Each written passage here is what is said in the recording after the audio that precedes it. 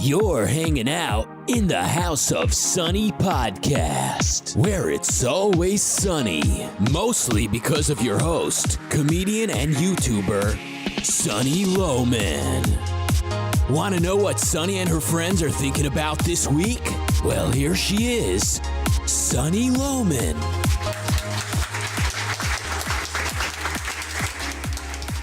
Hey, welcome everybody. Is it okay to kill fish for fun? That's what we're going to talk about today. Plus my review of Farmlands, a documentary about South African white farmers. I'm here with sidekick Doug. Hey, Doug. Hello. We might have some sound issues today. So don't write in, don't comment. Yes, I know there's a beeping dump truck in the background. I can't do anything about it. I think I may need to find a quieter venue than my house. No.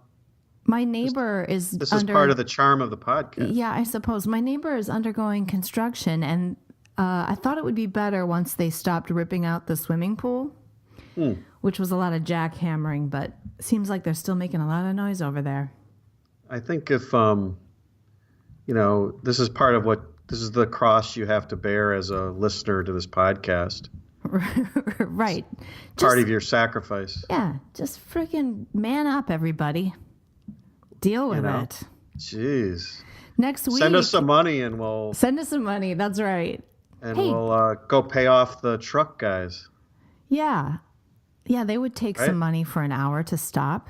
Seriously. Yeah, go to patreon.com/House of Sunny and help us out here. Attention, truck driver. If you get us enough money, we'll just get a damn studio. Forget this stuff. Now you're talking. Next week, Tara Ross is going to be on the show. Historian Tara Ross. And she wrote a book about the Electoral College. So I'm prepping for that. I'm reading for that. So we're going to have a really interesting, great show next week. Unlike our normal thing where it's just you and me. Mm-hmm. We're actually going to have an interesting guest. Hey, now. So speak for yourself. Yeah, There's no one more interesting than myself. You? Yeah. Okay. Yeah. Right. According to me. So I just got back from Minnesota. I had to extend little health update. I had to extend my trip a couple of days because I got too sick to travel. Ooh. Yeah. What happened? I have this really bad anemia problem. And my numbers are so low. It's ridiculous. I'm so tired from it. I can't do anything without my heart rate going up like I'm running a marathon. And all I'm doing is like packing my suitcase, Mm-hmm. But I'm not low enough for blood transfusion right now, which would actually because you just had a blood transfusion. I just had one a month ago, but I'm down. I'm down again. And of course, they finally ran the tests and figured out I have no iron. No iron. So instead of running these tests 2 months ago when they should have, whatever, it's like if I'm not really actively managing my doctors, this shit just doesn't get done right. And so they tested my iron. I have no iron. So I might be making blood, but it's got no iron in it, which means it can't carry oxygen, which means my hemoglobin. Every month, you use blood. So you have to make more. So you're non-iron woman. Right. I'm anti-iron woman, which makes me weak. If you supplement with iron, it just doesn't stick. I'm a weak superhero. You're an anti-hero. You can. Which we already knew. You cannot eat enough iron to make up for basically having no iron. It would take 6 months to get what I can get in one infusion. Okay. So I got an infusion, and it made me sick. I felt so crappy for a couple of days. I felt like I had the flu. I was just down. I was in bed. So that kind of sucked.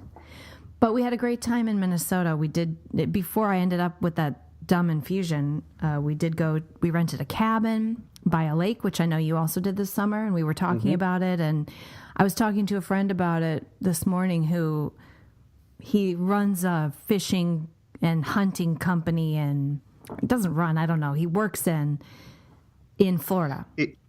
He stocks shelves.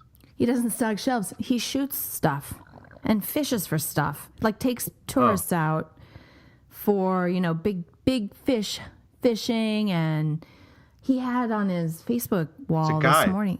Yeah, a guide of some kind, whatever. He works for someplace. And he had on his Facebook wall this morning, he shot an alligator. In Minnesota? No, he's in Florida. Oh. Okay. So I'm looking at this and I'm thinking to myself. So I go up to this. That was a joke, by the way. Oh, right. I know. Sorry, totally went over my head. Okay.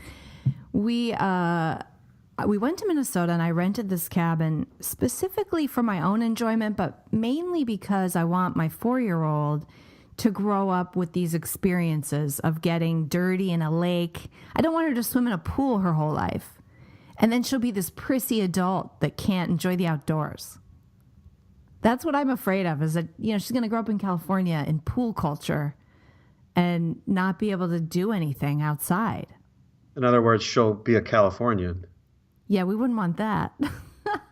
Right? Seriously, it's disgusting. So I, not just swimming in the dirty lake, but we went fishing. And so she had to handle leeches and worms and, deal with like hooks and dead fish and stuff. And so I had my au pair with me who's from Colombia, and also a friend of mine who grew up in Toronto and he lives in New York. And her dad wasn't... Lucia's dad was not with us. But so we're all up there at this cabin and I don't have any tools with me. I'm not going to fillet a fish and cook a fish. We were just up there a couple days and we just used what they had, and they had one fishing rod with a hook, and I bought some bait. And so we're just doing catch and release on this pan-fried fish, because I'm not going to cook it. And I really grossed out my au pair and my friend. They left the dock. They couldn't handle what was happening to the fish. What was that? Well, I mean, if they swallow the hook, it's kind of rough on them. All right, so let's back up a second. I love this idea that you're teaching your daughter, quote unquote, to sort of rough it and not be a Californian. So you take her to a lake for like a couple days with your au pair. Oh, and with some guy from New York, right? I know, who's grossed out by hook. So this, right? This is gonna permanently transform her into this like heartland, this robust, hardy heartland warrior. Okay. It needs a little more work. Yeah, it's a start. I'm proud to say that she wasn't the slightest bit like, she loved the lake. She couldn't get enough of being in the lake, which was great. And there's weeds everywhere and lily pads and fish. And oh my God, it was great. So she loved the lake. She was I couldn't believe how well the fish were biting. The first time I took her out to the end of the dock and we just had leeches, she caught 9 fish.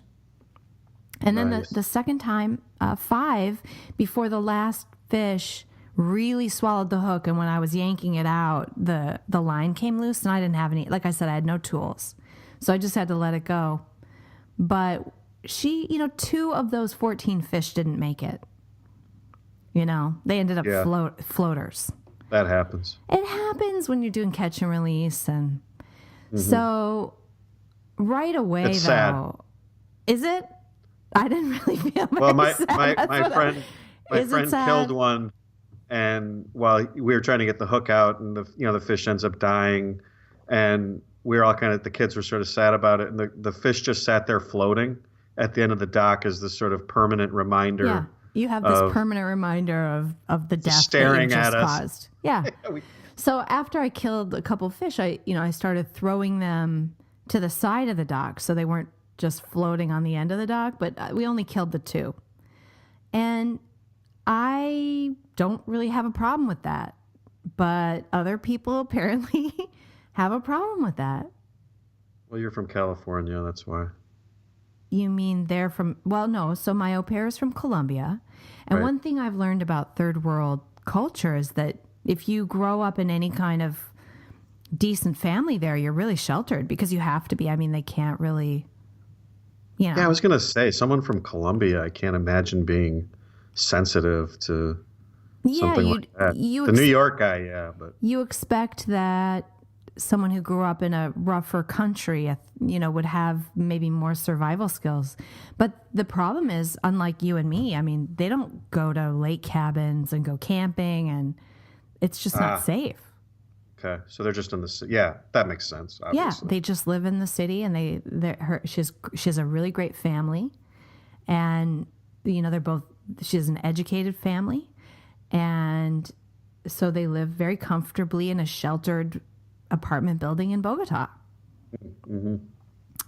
So there's no better place to be than lakes in the Midwest in summer. There's just no better. It's nothing just better. Heaven. We fished, we swam, we kayaked. I got suntan. We made a fire. After swimming in the lake, there was a hot tub there. We got in a hot tub. I mean, it was just like, it was great. We made popcorn at night. We had s'mores. Yes, and the fire. Yeah. So great. So great. Worth every penny of that rental. I don't ever want to own a cabin. I don't know why anyone would want to own a cabin unless you had like a really big family and you were going to spend, you had retired grandparents who were going to be up there for months or something. But there are people that live in those things for like 4 or 5 months. That makes sense. They have big families and But if you're just going every weekend or every other week, rent. Why not rent? That's what I do. I own a cabin and I just rent it. Wait, because we don't use it that much. You own a cabin and you rent it out to other people. Yeah. But you still have to deal with the hassle. Yeah, but it's like a little business, but yeah. But that's better than just owning it and having it sit there and do nothing. So and not pay for itself. Yeah, I mean the place that we stayed, we got it through Airbnb, and it was like a little compound. And these people had just recently bought it. It had 4 buildings on it, 2 guest cabins, a laundry cabin, and then I think a place where maybe they had more of their stuff, and a hot tub and a great deck with good deck furniture and a nice dock with kayaks, and it had everything. Yeah, that's great. Yeah, and it was quiet and peaceful, and it was woodsy, and we were 2.5 hours north of the city, up near Brainerd, where the wood chipper people are kind of beautiful up in Minnesota too. Like it's like Norwegian people or something there. Well, it's like until a certain age. I think that's true. Yeah. I don't know what they don't age well, but the youth in Minnesota, and I saw this particularly at the state fair, is healthy. They don't wear a lot of makeup, or they don't do a lot to themselves, so they just look natural. Super wholesome and healthy, and they're not skinny.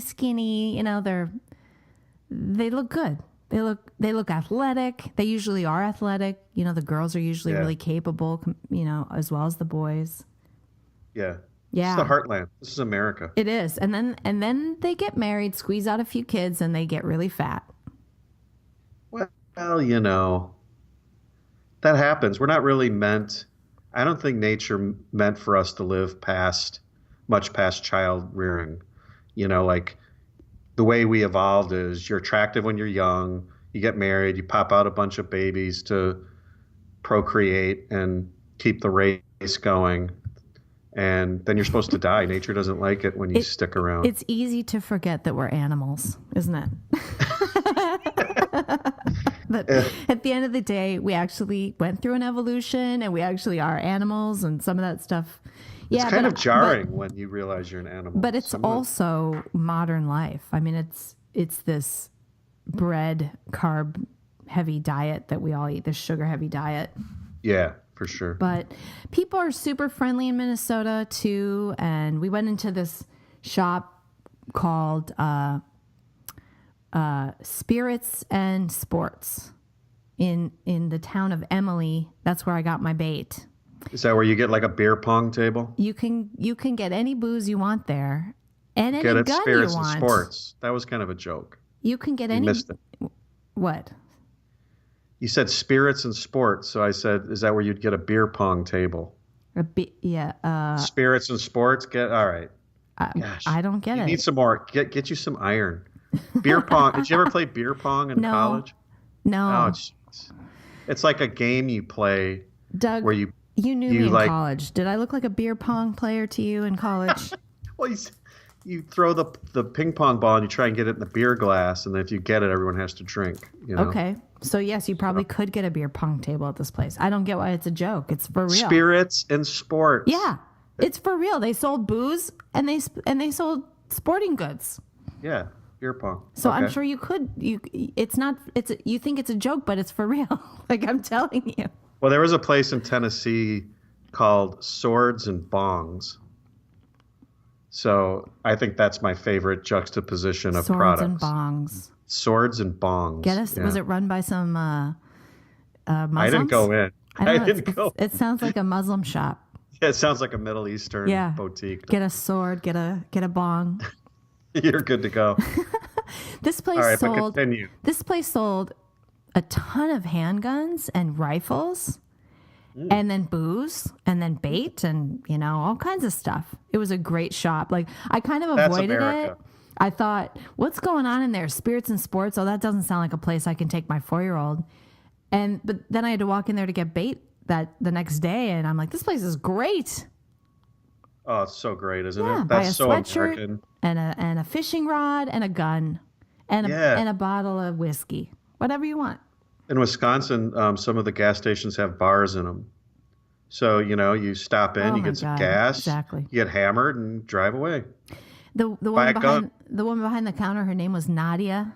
And I said, and she was like probably 27, really chubby, very tan and healthy, yet chubby. And she could not have been more helpful. She was so great. And then I said, were you named after Nadia Comaneci? And she's like, oh my God, nobody knows that. Nobody knows Nadia Comaneci. Yes, she was named after Nadia Comaneci. Oh. And in the backwoods of Minnesota, nobody knows Nadia Comaneci. Come on. Except I knew, because I'm from the city. Well, you're also dating yourself, though, because you have to be kind of over 40 to know that rep. Yes, I'm dating myself, but also I'm from the city. Let's be real. Well, okay. You watched the Olympics in 1976. Yeah, I was a little girl, and I remember just worshiping. Like Nadia Comaneci was everything. Yeah. Yeah. An amazing gymnast who kicked ass in the 1980 Olympics, I think, from Russia. She got like I think it was 76. No, it couldn't have been. I would have been too young. Really? No. Yeah, I think so. Maybe. All right. You're going to look it up. Anyway. You have to know. So I feel like I was really surprised at the people's reaction to the dead fish. And I just don't know if it's me being this callous, thoughtless person, or if really what is going on. Why can't you kill a few fish? Who cares? Right, of course. And I talked to my sweet au pair. She's so sweet. And she said, because mainly her problem was that we weren't also going to eat the fish, although I guarantee you she would not have enjoyed the process of filleting a fish, because that is actually hard for me to deal with. My grandfather taught me how to do that, and I almost threw up. It's really gross. Skinning a fish is really disgusting. Yeah, that's right. Well, preparing any animal, people take that for granted, but I have a problem with ripping skin off of something. I don't know. I can't handle it. I'd probably rather just put the fish in as is, bake it, and dig into it when it's cooked.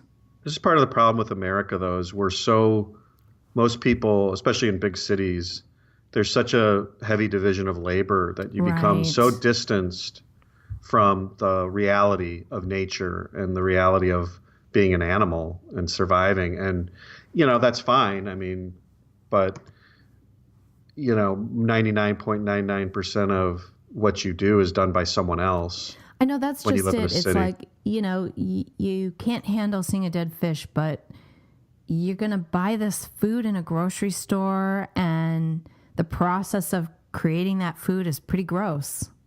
Yeah. I don't know. Yeah. So I've got to get a plan together, a deprissification plan for my 4-year-old. It began this year. A D what? Prissification.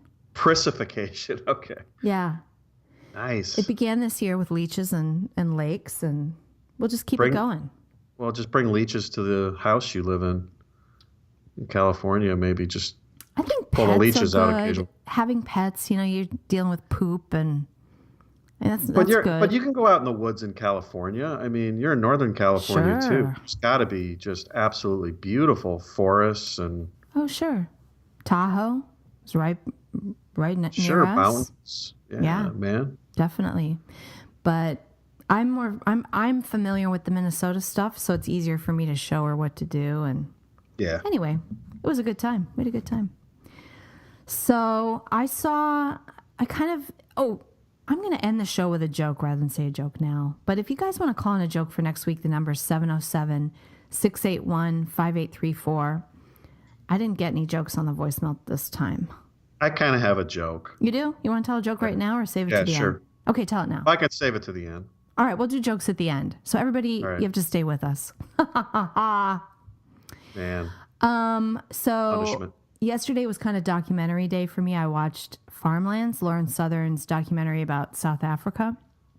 And Okay. South Africa's been in the news because Trump tweeted that they were going to look into what's going on with the farmlands there.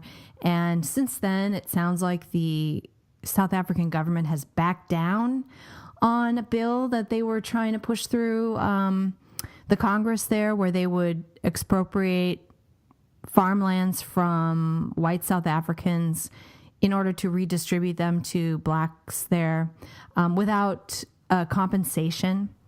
And agreement, I guess, take the land and say, here's what you get, or maybe get nothing. Yep. And so that was really happening, and it's been kind of a big issue. They've been trying, it's been a very big issue politically in South Africa. It's been talked about. It hasn't been done yet, but currently being on a farm in South Africa is very dangerous. There are they're called farm murders, and it's pretty clear that's happening. The police aren't able or willing to do anything much about it. The farmers are having to band together to protect themselves and each other and their neighbors. And, people are kind of turning that into, okay, there might be a white genocide coming. There's some data on that. And anyway, the movie... This is what happened in Zimbabwe. Yes. And all the white people ended up leaving. But South Africa has a much bigger white population. Mm-hmm. And by the way, just for some also background, Obama went there like a month or two ago and praised Omaroso, who's the leader.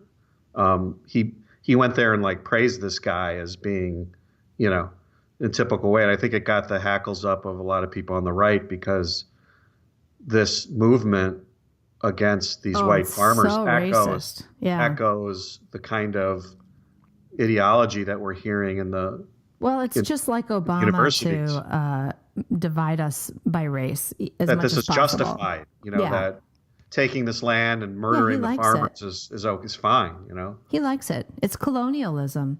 But probably my favorite part about Lauren Southern's documentary is she starts out with this kind of 10-minute brief history of the region.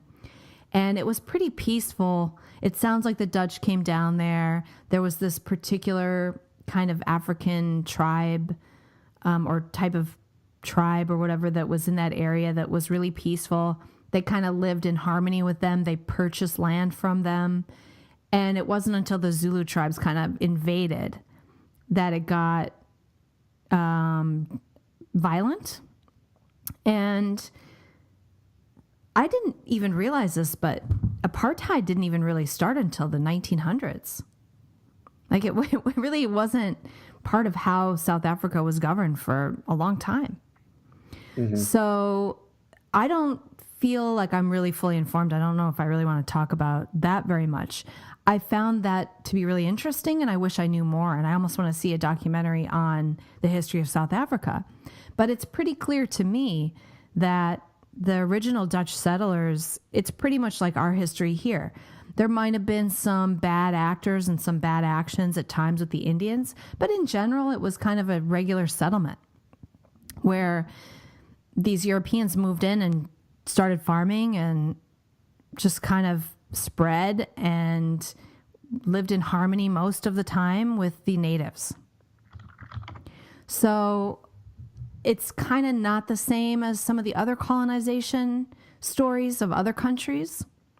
And a lot of these white farmers, these farms have been in their family for over 100 years.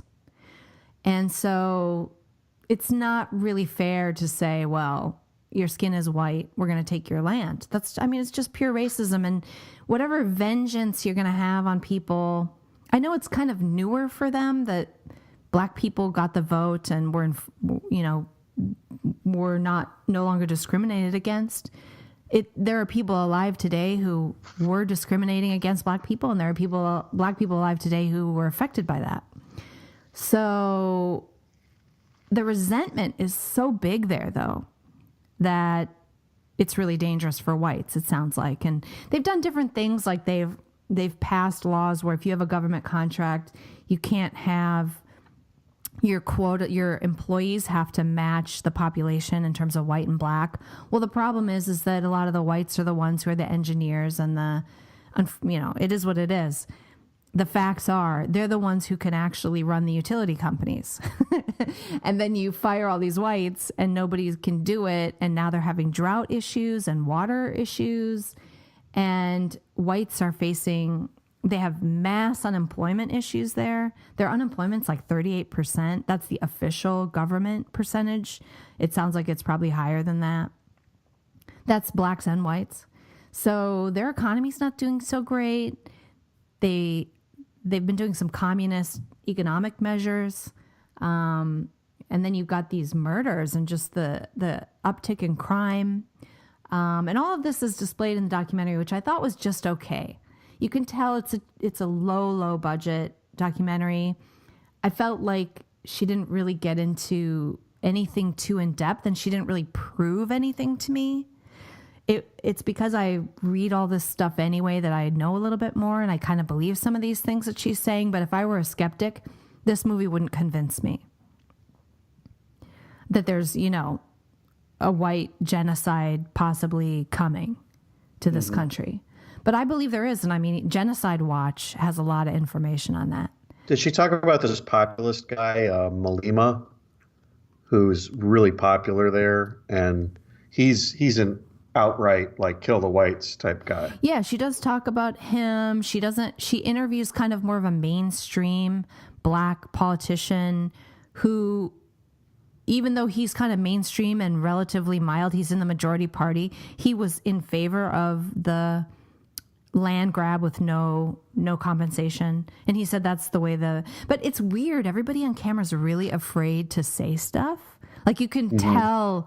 It's so funny here in the States. We're so used to free speech, Yeah. And even now we're getting this cultural chilling where people, if you have a good job, you don't want to come out and support Trump. You don't want to come out and say anything against transgenders. You don't want to come out and say anything against Islam because you could get fired, or your family could be in danger, or you could be in trouble. And that's getting real here. And it's getting worse here, but there it's even, you can tell it's so much further gone than it is here.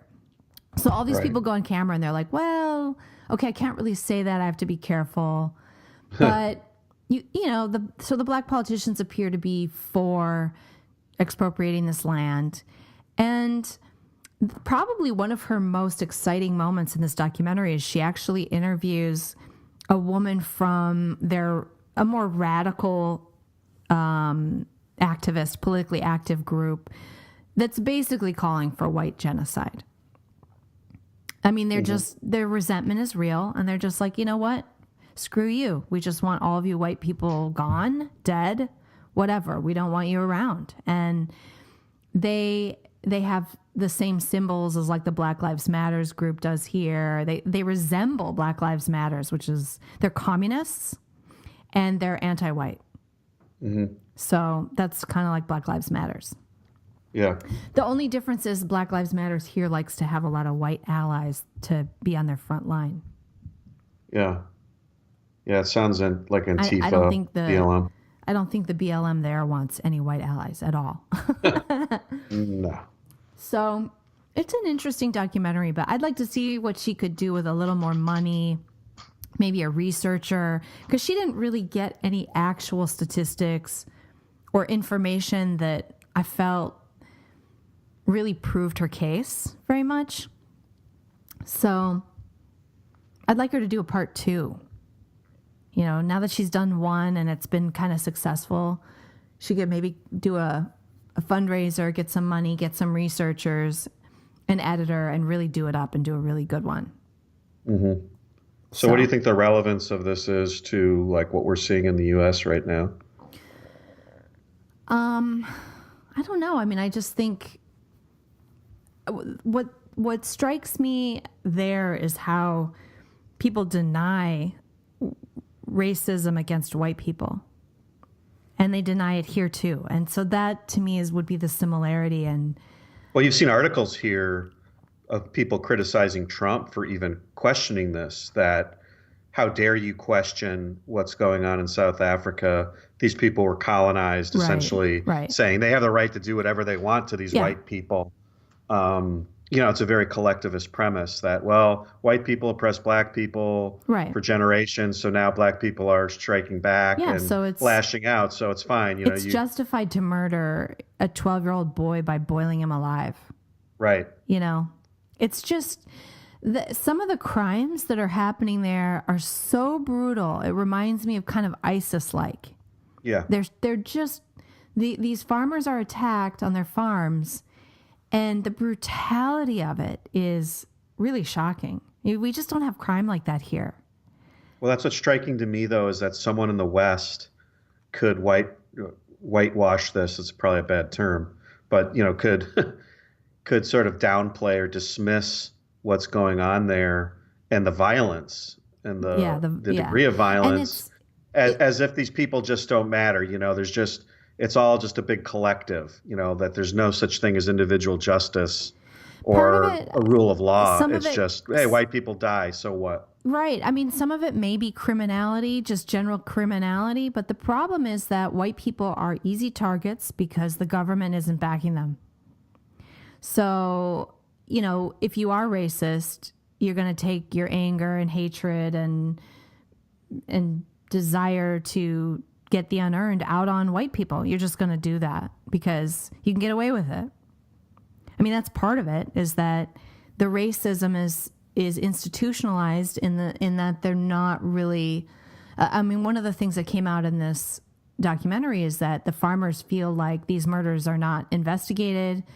They know for a fact that the detectives have been told not to investigate them. So the farmers are catching the criminals, and it's just they've had to become vigilantes. It's messed up.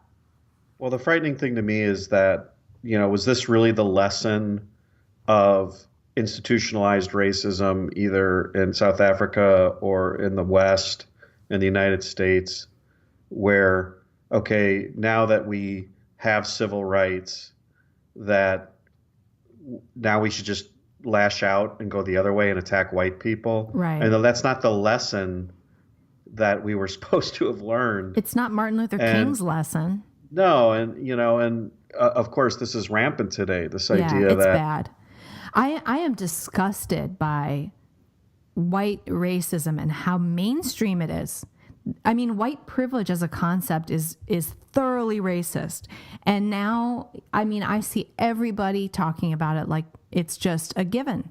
Yeah, right. I mean like the average person, like, you know. Yeah, man on the street. Man on the street. Oh, yeah, white privilege is definitely a thing. And it's bullshit and it's racist. So, I mean, white people have struggle too in this country, as far as struggle goes.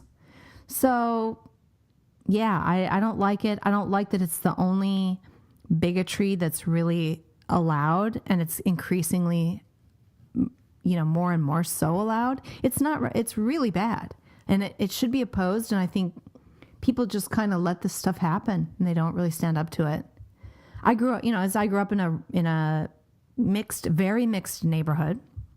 So I don't have any white guilt. I had the same education and the same neighborhood experience that all of these people of different races that I grew up next to. So I'm like, whatever, you know, you can't really sell me on that crap.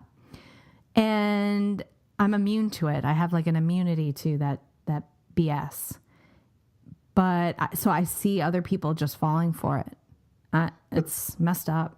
But there's also, what troubles me too about this modern idea is, the thing or the thing that we revered historically in America was overcoming hardship. And we respected and admired people that pulled themselves up, that overcame the difficulties of their circumstance and, rose above that and achieved something. They were regarded as heroes and they were revered. Regardless of class or race or country of origin, that was what we admired. Right. And there's a whole category of different types of hardship and struggle. Some of them just, some of them obviously unjust. Some of it's just natural. There are natural impediments to success. Some of them are institutional, and people rise above those and sort of break through. And now, rather than sort of revere or admire or respect or laud people for overcoming hardship, we categorize we've created categories of hardship, and we treat those people as victims, and they're sort of subject to some sort of recompense or entitled to something by virtue of their hardship. So rather than saying, okay, you've got this problem, you've got this circumstance, you were born poor, you were born to a bad family, or, your parents were evil or whatever. This is what you need to do. This is what you need to do about it. This is the path to succeed objectively. Instead, we say, oh, you poor thing, you're a victim. And rather than try and spur on people to succeed, we just we lump them into a category and say, okay, by virtue of your hardship or your struggle or whatever this is, you're now an entitled victim, and you should just lash out at this other collective that's brought you down, that's hurt you. I mean, I think, it's when you are in a free country, it's kind of lame to whine about your victimhood. It's like, what are you talking about? Just, everybody has something, but sure, some people have worse origin stories than others. Of course. There's a whole spectrum of that. We're in a free country, and you really literally can make your life what you want it to be. And you have that opportunity here. So it's not that I don't feel empathy for people, but it's hard for me to care when it's hard for me to think that the government needs to do something to fix the playing field. The playing field is level when we have equal opportunities. Yeah, and this desire, this sort of egalitarian desire, this egalitarian outcome is, again, it's a wish that reality isn't what it is. I mean, in reality, people start from different places. If you have very successful parents who were very productive in their own lives and they turn over that to you, that's their right to do that. Now, does that put you above or ahead of someone else who maybe starts dirt poor? Of course it does. But a lot of rich kids but that's are not wrong. Total losers. Well, yeah, but it doesn't matter. What I'm saying is that the fact is that reality is what results in that circumstance. The fact is that some people whose parents or ancestors were very successful, and they had every right to turn over that stuff, to their children or to their families, and that's reality. So if you started and your parents sucked and they were terrible, and you start in a different place, well, yeah, you start in a different place, but then you got to work harder maybe than some other people. That's life. That's reality. Right. And the fact wanting some other outcome based on some like fanciful egalitarian notion or some utopian idea is completely unnatural, and it's stupid, and it's actually completely counterproductive. Well, and what's really creepy is that it's taken on such an angry tone of vengeance now, and that's what's really going on in South Africa is it's revenge. Yes. But here too, we're seeing, we're finding an oppressor. We're blaming the patriarchy. We're blaming white people for everybody's problems. And it just leads to that kind of thing. It just leads to violence. It's the envy and the revenge stuff is really creepy. And it's not too bad here yet, but it is becoming mainstream. It's mainstream to hate on white people. It didn't used to be. For you young folks listening, there was a day when that would have been considered inappropriate. Yeah, of course. I mean, we had this period where judging people by their race was supposed to, in either direction was supposed to be wrong. The principle was I think embraced by everybody, and it was kind of like a period of time where everything was pretty good. I don't know. Sometimes I think maybe it's because I grew up in the 80s that I have this attitude where I'm like, what are you talking about? It was pretty prosperous. Everybody was pretty happy. Everybody had that principle of, racism is bad. Certainly, against whites or against blacks, whatever. It was just bad to judge people on their race. And then that kind of changed. So it started to change in the 80s, I think. In the late 80s. I remember seeing kids in school started to, I'll never forget that friends of mine started wearing T-shirts that said, "It's a black thing you wouldn't understand," with black leaders on it. And I'm like, what don't I understand? Because I'm white? I don't understand? That's totally racist, that T-shirt you're wearing. And that was all coming out of critical race theory, Harvard's critical race theory from the 70s. Yeah. 70s, early 80s. But, I think there is definitely a way to acknowledge. Truck, by the way. Beep, beep, beep. It's happening again, isn't it?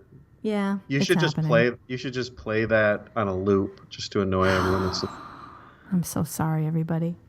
But I think it's fine to acknowledge that, there's our races and there are cultures and there are differing cultures that develop around racial characteristics and ethnicities. I think for the left to recognize that and sort of embrace it is fine, but to then vilify and collectivize everyone in that way is the evil. In other words, you can say, yes, of course, there's like black culture and there's white culture, and this idea though that these are like monoliths and you can't culturally appropriate and you're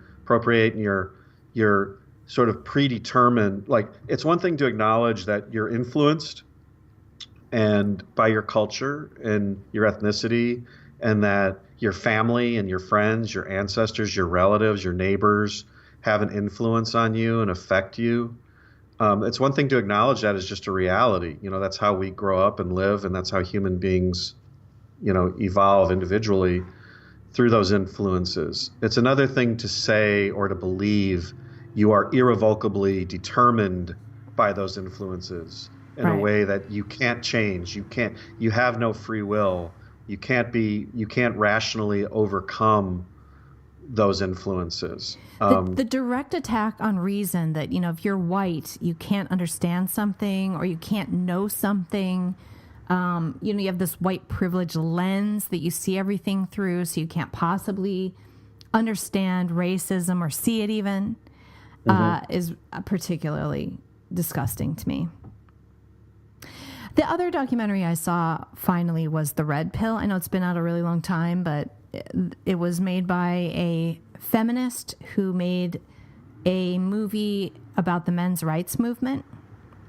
And her original attitude toward it was very negative, but then throughout making the documentary, she actually came to identify, or rather I would say empathize with it, and she rejected feminism at the end. So it's an interesting documentary. And it's another example of, feminists are real nasty people. Like, that's what, there was a woman in this documentary that I really liked. She had founded the very first women's shelter, women's domestic abuse shelter. And she is totally rejected and vilified by the feminist movement. She's not even allowed to step foot in her own shelter, which, the board has basically kicked her off and kicked her out because she acknowledges the truth. I didn't know this, but statistically, and these numbers come from the CDC. The same number of men report being physically abused as women. What? Yeah. Is that right? Yeah. Wow. It's really close. It's like there were some numbers that showed that more men, but then it looks like the percentage is like 43% of women, 43% women. I'm sorry.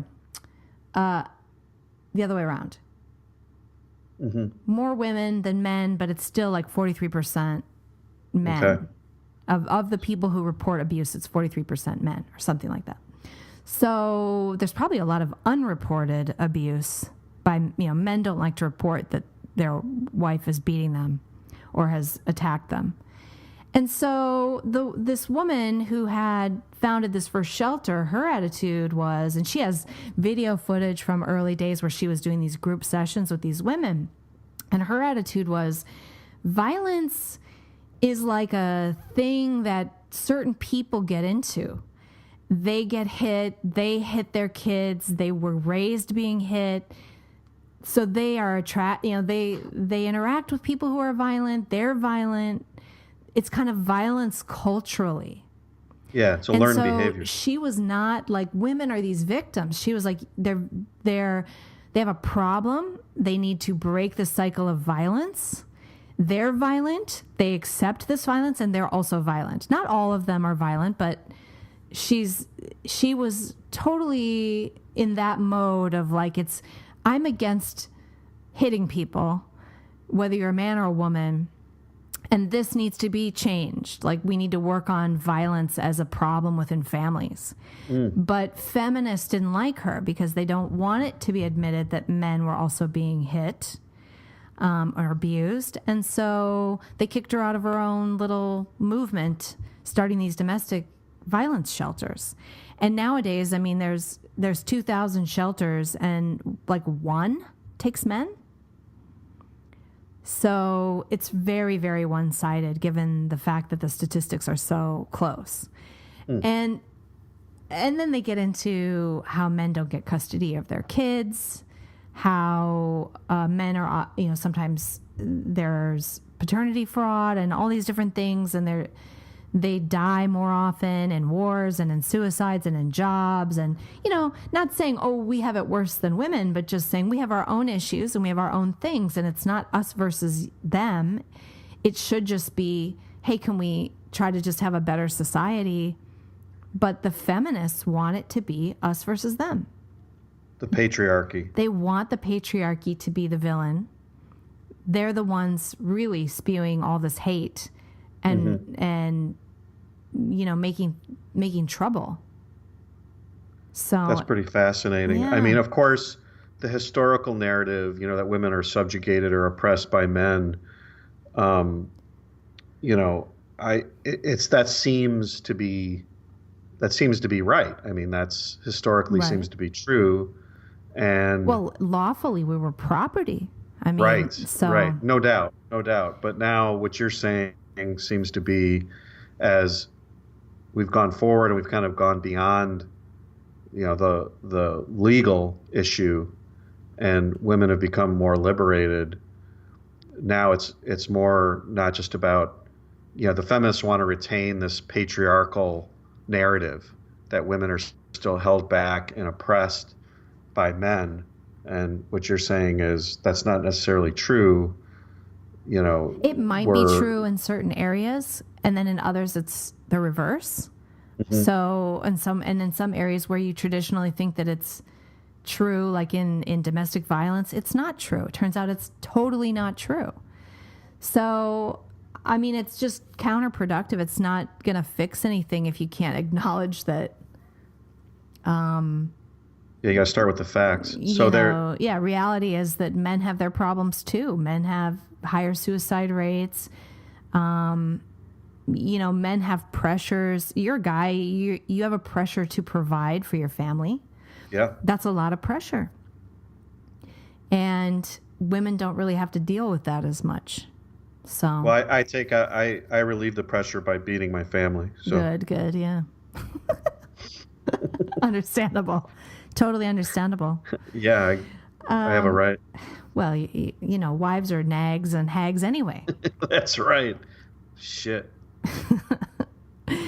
So, but women have different pressures and women have different problems. I think it's very hard to be a single mom. So, I think, men leaving their kids is a problem. But I think also men wanting to be with their kids and being prevented from being with their kids by women who are vindictive, that's a problem. So these are all problems, and it's like it doesn't have to be all men or all women. Like that's the thing is, it's again that identity politics which wants to make somebody evil, the group evil, not the individuals. Right. And I could see in decades past where if it was socially acceptable to beat your wife, and then if a woman complained, she was told, too bad. Right. If you go to the police, they just dismiss you. Right. So there was like no remedy for someone caught in a position like that no shelter. There's no. If you're but the nowadays, homemaker and you don't have a job and you have no money, you're being abused. There's no shelter. The cops won't do anything. You're stuck. Yeah, and that's totally evil and understandable. Yeah. But nowadays, I mean, if you're, in modern America, if you're in an like a physically abusive relationship, it's tragic. But it's not like if you go and tell people, go to a shelter, go to any professional, go to the police, go to your relatives, whomever, it would seem like at some point there's no excuse to continue to be physically abused in a relationship like that. Of course, I'm not no expert. Unless you like it. Well, speak for yourself. Yeah, Well, on that note, we should do jokes. You want to tell your joke? Yeah, this is a joke I heard. I remember when I was back when I was a physics major, way, way back in the 1920s. This physics professor told this joke. He said that this is a Nobel Prize winning guy. You were alive in the 1920s? Yeah, back when myself and Madame Curie were doing the first work on X-rays, and so this was a Nobel winning physicist that told this joke. He said, he had been going around giving his lecture, and he had this limo driver, and the limo driver had seen him give this lecture so many times that the limo driver said to him, I've seen your speech so many times. I've memorized it. I think I could probably give your speech. And the professor, who was kind of sick of it giving the speech, said, okay, the next time we go, you're going to give my speech, just recite it from memory. So the professor dressed up as the limo driver, and the limo driver dressed up as the professor, and he went and gave the speech. And he gave it verbatim, in front of this big physics crowd, of other professors and so on. And so he spends an hour going through this, and he nails it. Like, he knows everything about it. He talks about it. He recites exactly what he had heard. So then the Q&A comes up, and a professor stands up and asks a very complicated question. And so the limo driver, who's pretending to be the professor, said, that is a really stupid question. That is such a dumb question. I'm going to let my limo driver answer that. Is this a real story? No, it's a joke. Oh, okay. I like it. It's pretty funny. That would work. That is so stupid. So elementary. I bet my limo driver could answer that question. Right. Oh my God, that's so funny. That's a pretty good one. That's good. I have a racist, sexist blonde joke. Ooh, yeah. Good. We like those. An Irishman, a Mexican, and a blonde guy were doing construction work on scaffolding on the 20th floor of a building. They were eating lunch, and the Irishman said, corned beef. I can't do an Irish accent, so I'm not even going to try. Corned beef and cabbage. If I get corned beef and cabbage one more time for lunch, I'm going to jump off this building. The Mexican opened his lunchbox and exclaimed, burritos again? If I get burritos one more time, I'm going to jump off too. The blonde opened his lunch and said, bologna again? If I get a bologna sandwich one more time, I'm jumping with you guys. The next day, sure enough, they all got the same thing, and true to their word, they all jumped off the building and died.